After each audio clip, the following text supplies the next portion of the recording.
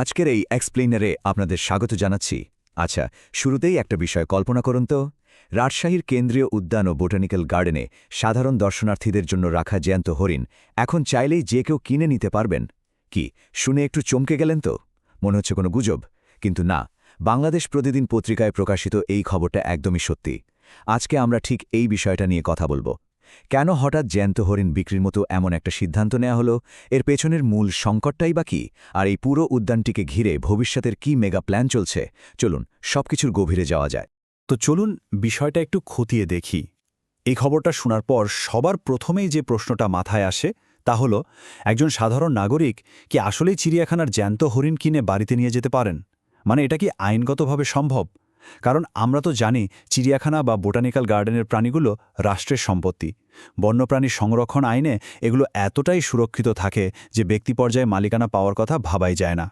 কিন্তু মজার ব্যাপার হলো, রাজশাহীর ক্ষেত্রে এর উত্তর হচ্ছে হ্যাঁ, এখন চাইলেই একটি সুনির্দিষ্ট কাঠামোর মাধ্যমে এই চমৎকার বন্যপ্রাণীগুলো কেনা সম্ভব। কিন্তু একটা সিটি কর্পোরেশন কেন হঠাৎ তাদের প্রাণী বিক্রির পথে হাঁটল? আর একটা হরিণ কিনে বাড়ি নিয়ে যাওয়ার খরচই বা কেমন? সংখ্যাটা হলো ঠিক ৫০,০০০। হ্যাঁ, রাজশাহী সিটি কর্পোরেশন প্রতিটি হরিণের দাম নির্ধারণ করেছে ৫০,০০০ টাকা। এই আর্থিক দিকটা কিন্তু বেশ ইন্টারেস্টিং। এটা কিন্তু যেমন তেমন কোনো সংখ্যা নয়। আসলে প্রাণীগুলোর হস্তান্তর প্রক্রিয়াটা যাতে একেবারে সুষ্ঠু থাকে এবং কেবল প্রকৃত আর সামর্থ্যবান ক্রেতারাই যেন এগিয়ে আসেন, সেটা নিশ্চিত করতেই এই সুচিন্তিত সিদ্ধান্ত। মানে এই ৫০,০০০ টাকার বিনিময়ে আপনি শুধু একটা প্রাণী কিনছেন না, বরং একটা বড় দায়িত্বও নিচ্ছেন। এত বড় অঙ্কের দাম রাখার মানে হলো, যিনি হরিণটা কিনছেন তার আসলেই এই সেন্সিটিভ প্রাণীটার যত্ন নেওয়ার মতো আর্থিক সক্ষমতা আছে। তবে কোনো সিটি কর্পোরেশন কিন্তু শুধু টাকা আয়ের জন্য পার্কের প্রাণী বেছে দেয় না। এর পেছনে আছে চরম একটা পরিচালনাগত সংকট। এই স্লাইডটা একটু খেয়াল করুন।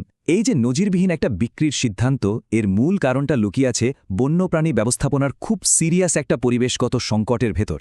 আর সেটা হলো তীব্র ওভার পপুলেশন বা অতিরিক্ত জনসংখ্যার সমস্যা। দেখুন, প্রাণী ব্যবস্থাপনায় ক্যারিং ক্যাপাসিটি বা ধারণ ক্ষমতা বলে খুব বেসিক একটা কনসেপ্ট আছে।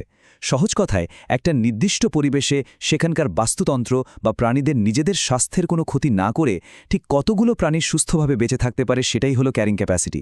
আর যখনই এই লিমিটটা ক্রস করে ফেলা হয়, পরিণতি হয় ভয়াবহ। প্রাণীরা তীব্র মানসিক চাপে ভোগে, খাবারের জন্য নিজেদের মধ্যে মারাত্মক মারামারি শুরু হয়, আর রোগব্যাধি ছড়ানোর ঝুঁকিও বহুগুণ বেড়ে যায়।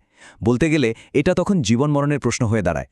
এই ডেটাগুলো দেখলে আপনি সংকটের ভয়াবহতাটা একদম ক্লিয়ারলি বুঝতে পারবেন। পার্কের ভেতর হরিণ রাখার জন্য যে শেডটা আছে, তার সর্বোচ্চ নিরাপদ ধারণ ক্ষমতাগুলো ৮০ থেকে ৮৫টি হরিণ। অথচ এখন সেখানে হরিণের সংখ্যা বিস্ফোরকভাবে বেড়ে দাঁড়িয়েছে ১২৯টিতে। জাস্ট ভাবুন, যে জায়গাটা নকশা করা হয়েছিল সর্বোচ্চ ৮৫টা প্রাণীর জন্য, সেখানে লিমিটের চেয়েও প্রায় ৪০টার বেশি বিশাল আকৃতির প্রাণী গাদাগাদি করে আছে। এটা কিন্তু ছোটখাটো কোনো হিসাবের ভুল না, এটা প্রাণী ব্যবস্থাপনার জন্য একটা বিশাল ডিজাস্টার। এতগুলো অতিরিক্ত প্রাণী একসাথে থাকার মানে হলো হরিণগুলোর স্বাভাবিক চলাফেরা, বিশ্রাম নেওয়া থেকে শুরু করে নিজেদের ভেতরের সাধারণ সামাজিক মেলামেশাগুলো মারাত্মকভাবে ব্যাহত হচ্ছে। পরিস্থিতি এমন পর্যায়ে গেছে যে এখন দ্রুত একটা ব্যবস্থা না নিলেই নয়। বিষয়টা আরও ভালোভাবে বোঝার জন্য জায়গার পরিমাণটার দিকে একটু নজর দেয়া যাক।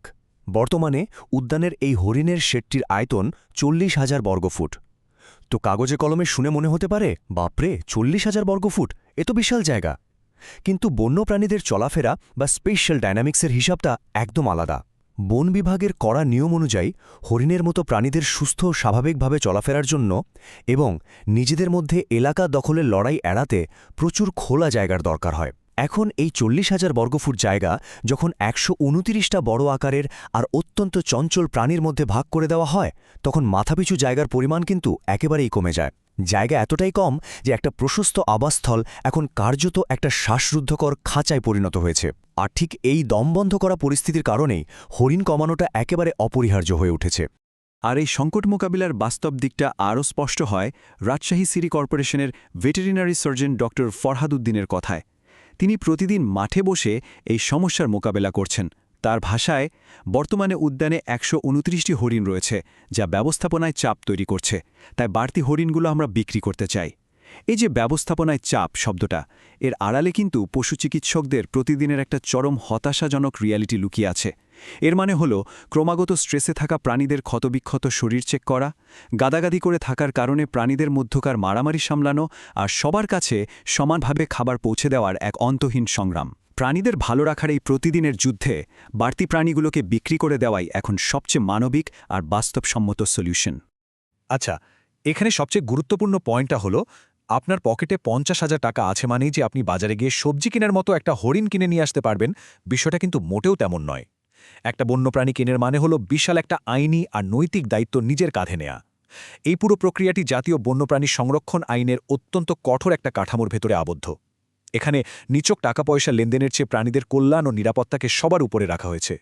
কর্তৃপক্ষ কিন্তু শুধু হরিণ বেচে নিজেদের ঘাট থেকে বোঝা নামাচ্ছে না, বরং তারা অত্যন্ত কড়াভাবে যাচাই বাছাই করছে যাতে এই চমৎকার প্রাণীগুলো কেবল এমন পরিবেশেই যায় যেখানে তাদের দীর্ঘমেয়াদী স্বাস্থ্য, নিরাপত্তা আর মানসিক সুস্থতার শতভাগ গ্যারান্টি দেওয়া সম্ভব। এখন চলুন দেখি শর্তগুলো ঠিক কতটা কড়া। এই আইনি বাধাগুলো পার হতে একজন ক্রেতার আসলেই চরম সদিচ্ছা থাকা লাগবে। প্রথমত, বন বিভাগের পূর্বানুমোদন ছাড়া এই প্রক্রিয়ায় এক পাও এগোনোর কোনো সুযোগ নেই। দ্বিতীয়ত, যিনি কিনবেন বন্যপ্রাণী পালনের জন্য তার কাছে সুনির্দিষ্ট এবং কঠোরভাবে যাচাইকৃত বৈধ লাইসেন্স থাকতে হবে। তবে এখানকার সবচেয়ে ভাইটাল পয়েন্ট হলো এই হরিণগুলোর জবাই করার উপর সম্পূর্ণ আর কঠোর নিষেধাজ্ঞা আছে। হ্যাঁ, একদম ঠিক শুনেছেন, এই প্রাণীগুলোকে শুধুমাত্র আর একচেটিয়াভাবে লালন পালন ও সংরক্ষণের উদ্দেশ্যেই বিক্রি করা হচ্ছে। এই একটা মাত্র শর্তই কিন্তু পুরো লেনদেনের চিত্রটা পাল্টে দেয়। এর মাধ্যমে নিশ্চিত করা হয় যে হরিণগুলোকে এমন জীবন্ত সত্তা হিসেবে ট্রিট করা হচ্ছে যাদের আজীবন যত্ন প্রয়োজন। আর এভাবেই এই কেনাবেচাটা হয়ে উঠছে দায়িত্বশীল বন্যপ্রাণী সংরক্ষণের একটা দারুণ উদাহরণ। চলুন এবার আমরা পরের ধাপে যাই আর দেখি কিভাবে এই ঘটনাটা ভবিষ্যতের একটা বড় ভিত্তি তৈরি করছে। অতিরিক্ত হরিণের এই সংকট সমাধানের প্রক্রিয়াটা আসলে আরও বড়, আরও দূরদর্শী একটা প্ল্যানের রাস্তা তৈরি করে দিচ্ছে। হরিণের পালের এই বিশাল চাপ কমানোর পাশাপাশি রাজশাহী সিটি কর্পোরেশন এই কেন্দ্রীয় উদ্যান ও বোটানিক্যাল গার্ডেনের জন্য একদম অভাবনীয় একটা পরিবর্তনের স্বপ্ন দেখছে। তাদের এই মেগা প্ল্যানটা হলো জায়গাটাকে একটা প্রাণবন্ত আধুনিক পাখির অভয়ারণ্যে বা বার্ড পার্কে রূপান্তর করা। এই যে চারপায়ে প্রাণীর ব্যবস্থাপনা থেকে পাখিদের এক বিশাল সাম্রাজ্যে শিফট করার উদ্যোগ, এটা কিন্তু পরিবেশগত দিক থেকে একটা যুগান্তকারী স্টেপ। এটা এমন একটা টেকসই মডেল যা শুধু বর্তমান সংকটকেই মেটাবে না, বরং বৈচিত্র্যময় সব পাখিদের এক নিরাপদ আশ্রয়স্থল হিসেবে পার্কটির পরিচিতি সম্পূর্ণ নতুনভাবে গড়ে তুলবে। এই বিশাল রূপান্তরের কাজটা কিন্তু ধাপে ধাপে এগোচ্ছে। এর শুরুটা হবে প্রাণী সম্পদ মন্ত্রণালয়ের আনুষ্ঠানিক এবং চূড়ান্ত অনুমোদনের মধ্য দিয়ে। এই আইনি ধাপটা পার হওয়ার পর পার্কটিতে আসবে এক দারুণ পরিবর্তন। হরিণগুলোর ছেড়ে যাওয়া খালি জায়গাগুলোতে দেশি বিদেশি বিভিন্ন প্রজাতির বিচিত্র সব পাখি নিয়ে আসা হবে। আর রূপান্তরের একেবারে শেষ ধাপে ফোকাস করা হবে দর্শনার্থীদের বিনোদনের উপর। তৈরি করা হবে পরিবেশ বান্ধব এবং একদম আধুনিক সব অবকাঠামো। একবার জাস্ট কল্পনা করুন তো, শহরের ঠিক মাঝখানে সুন্দরভাবে সাজানো একটা হাঁটার পথ ধরে আপনি হাঁটছেন, আর চারপাশ মুখরিত হয়ে আছে শত শত পাখির মিষ্টি কলতানে। শহরের বুকে প্রকৃতির এত কাছাকাছি যাওয়ার সুযোগ করে দেওয়ার এই উদ্যোগটা আসলেই অসাধারণ, তাই না? গাদাগাদি করে থাকা একটা অতিরিক্ত হরিণের শেড থেকে আধুনিক পাখির অভয়ারণ্যে রূপান্তরের এই গল্পটা স্থানীয় পর্যটন খাতকে সম্পূর্ণ নতুনভাবে সংজ্ঞায়িত করার এক বিশাল সম্ভাবনা তৈরি করেছে। আর ঠিক এখানেই একটা খুব ইন্টারেস্টিং প্রশ্ন মাথায় আসে। অত্যন্ত সাহসী এই পরিবেশগত বাগবদল রাজশাহীর সাংস্কৃতিক এবং অর্থনৈতিক দৃশ্যপটকে ঠিক কিভাবে বদলে দেবে। দেখুন, এটা এখন আর কেবল প্রাণী ব্যবস্থাপনার কোনো সাধারণ ইস্যু নয়, বরং এটা প্রকৃতি ও পর্যটনের সাথে একটা শহরের সম্পর্ককে নতুন করে আবিষ্কার করার গল্প। নগর পরিকল্পনা আর বন্যপ্রাণী সংরক্ষণের মধ্যে যে জটিল ব্যালেন্সটা ধরে রাখতে হয়, এই পার্কের রূপান্তর তারই এক চমৎকার দৃষ্টান্ত। একই সাথে ভবিষ্যতে এই জায়গাটা ঠিক কতটা মনোমুগ্ধকর এক পাখির রাজ্যে পরিণত হতে যাচ্ছে, সেই কৌতূহল কিন্তু আমাদের সবার মনেই থেকে যাচ্ছে।